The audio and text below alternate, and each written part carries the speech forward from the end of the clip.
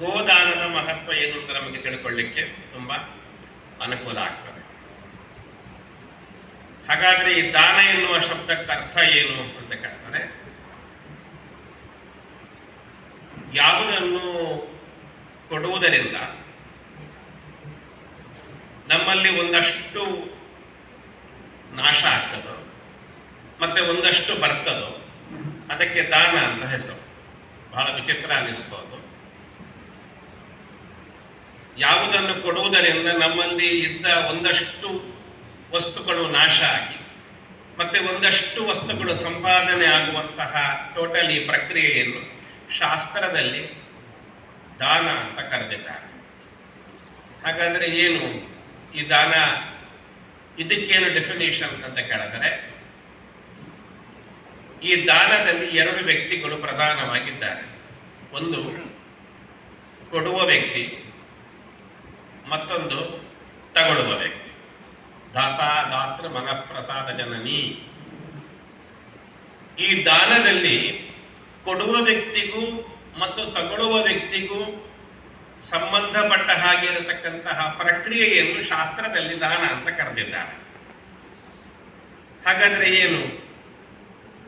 ನಾವು ಯಾರಿಗೂ ಒಬ್ಬರಿಗೆ ಸಹಾಯ ಮಾಡ್ತೇವೆ, ಒಂದಿಷ್ಟು ಅಮೌಂಟ್ ಕೊಟ್ಟು ನಾವು ಸಹಾಯ ಮಾಡ್ತೇವೆ, ಅದು ದಾನ ಆಗೋದಿಲ್ಲ, ಅದು ನಾವು ಸಹಾಯ ಮಾಡಿದ ಹಾಗೆ. ಮತ್ತೆ ನಮಗೆ ಒಂದಷ್ಟು ಹೆಸರು ಬರಬೇಕು ಅಂತ ಹೇಳಿ ನಾವು ಯಾರಿಗೋ ಒಬ್ಬರಿಗೆ ನಾವು ಹಣ ಕೊಡ್ತೇವೆ, ಇದು ದಾನ ಅಲ್ಲ. ಇದು ಹೆಸರು ಬರಲಿಕ್ಕಾಗಿ ಪೇಪರಲ್ಲಿ ಹೆಸರು ಬರಬೇಕೆಂಬ ಉದ್ದೇಶದಲ್ಲಿ ಆ ನಿರೀಕ್ಷೆಯಲ್ಲಿ ಕೊಟ್ಟಂತವನಿಗೆ, ಅದು ಕೂಡ ದಾನ ಅಂತ ಆಗೋದಿಲ್ಲ. ಮತ್ತೆ ಮನೆಗೆ ಯಾರೋ ಒಬ್ರು ಬರ್ತಾರೆ, ಭಿಕ್ಷುಕರು ಬರ್ತಾರೆ, ನಾವು ಅವ್ರಿಗೆ ಕೊಡ್ತೇವೆ, ಏನೋ ಒಂದು ಅಮೌಂಟ್ ಕೊಡ್ತೇವೆ, ವಸ್ತು ಕೊಡ್ತೇವೆ, ಅದು ದಾನ ಅಲ್ಲ, ಅದಕ್ಕೆ ಧರ್ಮ ಅಂತ ಹೆಸರು. ಯಶಸ್ಸಿಗಾಗಿ ಕೊಟ್ಟಂತಹದ್ದು ಅದು ಕೂಡ ದಾನ ಅಲ್ಲ, ಅದು ನಮ್ಮ ಪೇಪರಲ್ಲಿ ಹೆಸರು ಬರಲಿಕ್ಕಾಗಿ ನಾವು ಕೊಟ್ಟದ್ದು, ವಾಟ್ಸಪ್ ಅಲ್ಲಿ ಹೆಸರು ತಿರುಗಬೇಕು ಅಂತ ನಾವು ಕೊಟ್ಟದ್ದು. ಮತ್ತೆ ಯಾರಿಗೂ ಒಬ್ಬರಿಗೆ ಅನುಕೂಲಕ್ಕೋಸ್ಕರವಾಗಿ ನಾವು ಕೊಟ್ಟಿದ್ದೇವೆ, ಪ್ರಾಯಶಃ ಅದು ಕೂಡ ದಾನವೇ ಅಲ್ಲ, ಅವರ ಉದ್ಧಾರ ಆಯಿತು ಅಂತ. ಹಾಗಾದರೆ ಈ ದಾನ ಶಬ್ದಕ್ಕೆ ಅರ್ಥ ಏನು ಅಂತ ಕೇಳಿದ್ರೆ, ಯಾವುದನ್ನು ಕೊಡುವುದರಿಂದ ನಮ್ಮ ಉದ್ಧಾರವೂ ಆಗ್ತದೆ, ತಕೊಂಡವನ ಉದ್ಧಾರವೂ ಆಗ್ತದೋ ಅದಕ್ಕೆ ದಾನ ಅಂತ ಹೆಸರು. ಹಾಗಾದರೆ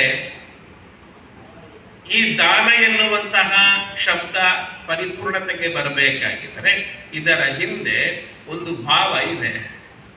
ಈ ಭಾವ ಇಟ್ಟುಕೊಂಡಾಗ ಮಾತ್ರ ಈ ದಾನದ ಅರ್ಥ ಸಾರ್ಥಕತೆಗೆ ಬರ್ತದೆ. ಏನದು ಭಾವ? ಒಂದು ಕೊಡುವ ವ್ಯಕ್ತಿಯಲ್ಲಿ ಇರುವ ಭಾವ, ಮತ್ತೊಂದು ತಗೊಳ್ಳುವ ವ್ಯಕ್ತಿಯಲ್ಲಿ ಇರುವ ಭಾವ. ಈ ಎರಡು ಭಾವ ಇಲ್ಲದೆ ದಾನ ಕೊಟ್ಟರು ಡೇಂಜರ್, ದಾನ ತಕ್ಕೊಂಡ್ರು ಡೇಂಜರ್. ಅದು